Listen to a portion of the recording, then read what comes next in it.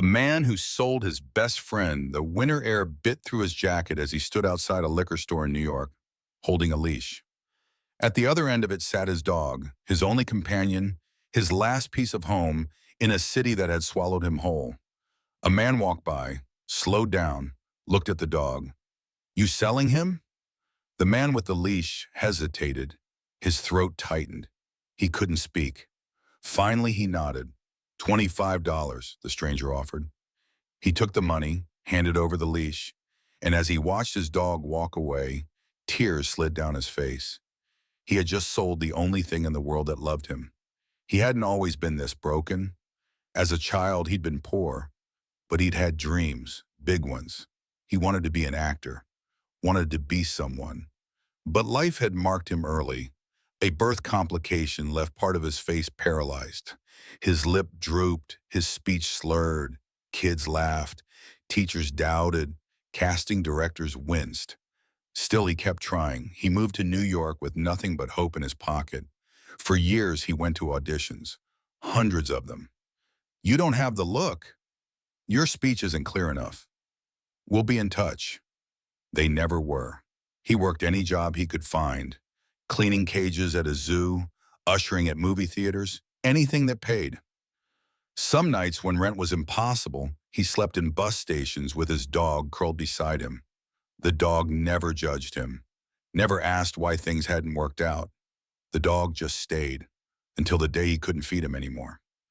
Standing outside that liquor store, watching his best friend disappear into the crowd, he felt something inside him die. He had nothing left. No money, no home, no future, just emptiness. A few days later, he sat in a rundown apartment, staring at a small black and white TV. A boxing match was on. Muhammad Ali versus Chuck Wepner. Wepner was a nobody, a local fighter. Everyone knew he'd lose. But something happened. Round after round, Wepner got knocked down and kept getting back up. He didn't win, but he lasted 15 rounds with the greatest fighter in the world. And the man watching that fight felt something stir inside him. A whisper, a flicker, a question. What if the fight itself is the victory? He grabbed a pen and paper. For 3 days, he barely slept, barely ate. He just wrote. The words poured out, a story about a man who had nothing, who everyone overlooked, who refused to stay down no matter how many times life knocked him flat. When he finished, he stared at the pages in his hands. It wasn't just a script.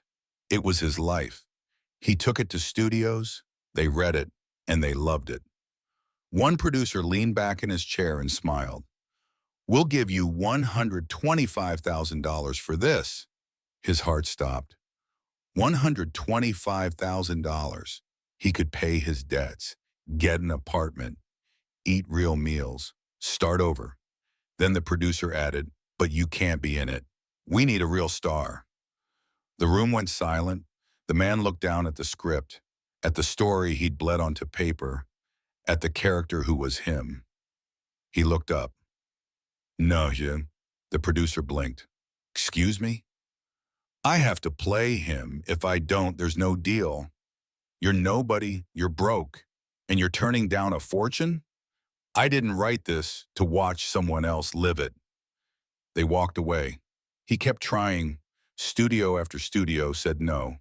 Finally, a small production company took a chance. They gave him a tiny budget, just enough to make the film, and let him star in it. The crew was small, the equipment old. They shot on real streets with no permits.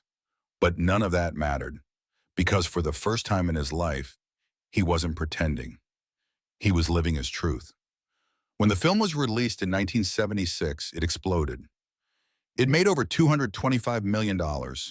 It won Best Picture at the Academy Awards. Overnight, the man who couldn't pay rent became a legend. But the first thing he did wasn't celebrate. He went looking for the man who'd bought his dog.